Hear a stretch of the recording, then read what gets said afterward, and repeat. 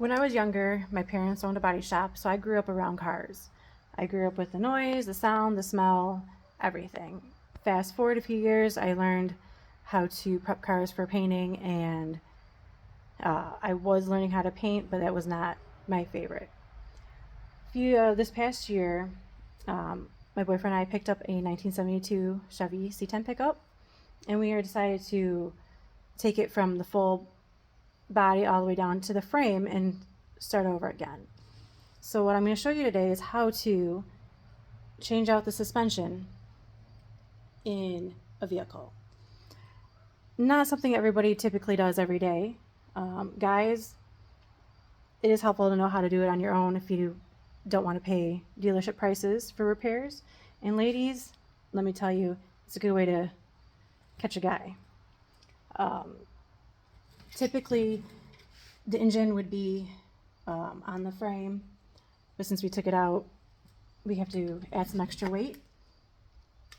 So that is about 160 pounds in chicken feed. Currently I have the lower controller arms, the upper controller arm, and the spring attached. We did replace the ball joints, and now I'm going to show you how to put on the spindle for this project. Got it. First, what you're going to do is make sure you have all your tools. Personally, I prefer air tools, but you can always have battery operated tools. This is the battery operated ratchet. This is the pneumatic ratchet, and then you'll also be using an impact. These are the tools of my choice, just so I don't have to keep switching back and forth for the different sockets we're going to use. Ladies, just letting you know, they have 3 different sizes on the bottoms that attach to, so you're going to want to make sure you do have the correct size drive for the tool you are going to be using. They come in 1/8, 1/4, and 1/2 inch. They do come in larger sizes too, but for our purposes here, we won't be using those.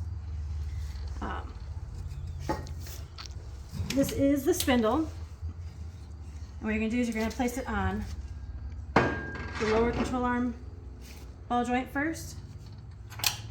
Get your upper into place, and then wiggle it in, and it should fit right there. The ball joints come with their own nuts, so you're going to want to thread your nut on both top and bottom.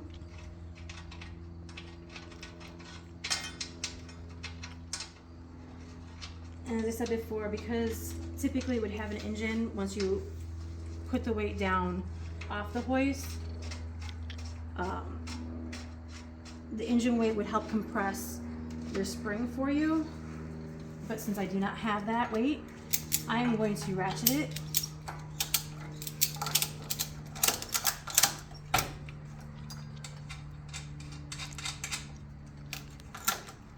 just enough so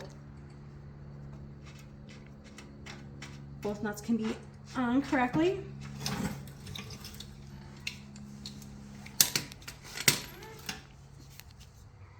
I am going to do the lower first. So you attach your air hose to the tool.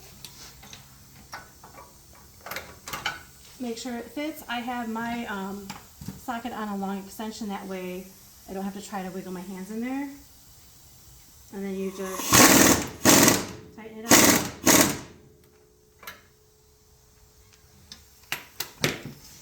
You need to switch out air hoses.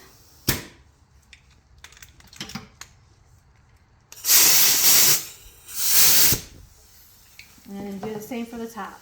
The bottom socket size was a 24 millimeter. The top socket is a 19 millimeter.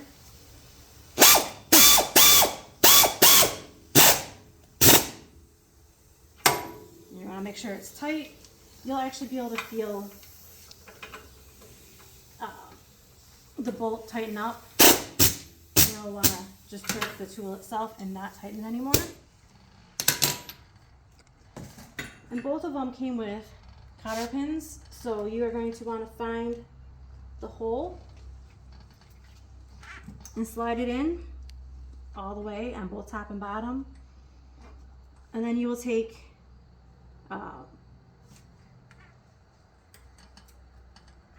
take a pair of pliers and you will split the cotter pins apart, and that way it creates a hold onto the bolt that goes through the spindle.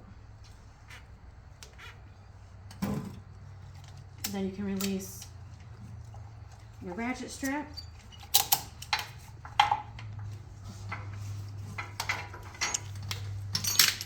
And voila! There you go, you have your spindle currently on your vehicle. As I said, this is not something that everybody does every day.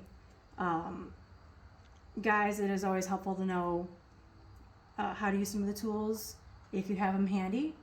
Ladies, I will say, knowing about cars for me has always helped in the dating department. Guys did find it interesting that I could actually have conversations with them, and when we were outside talking or whatever, and then they asked me for a tool, I actually knew what the tool name and tool sizes were. So there you go. That is how you replace the spindle in this currently 72 Chevy C10 pickup truck.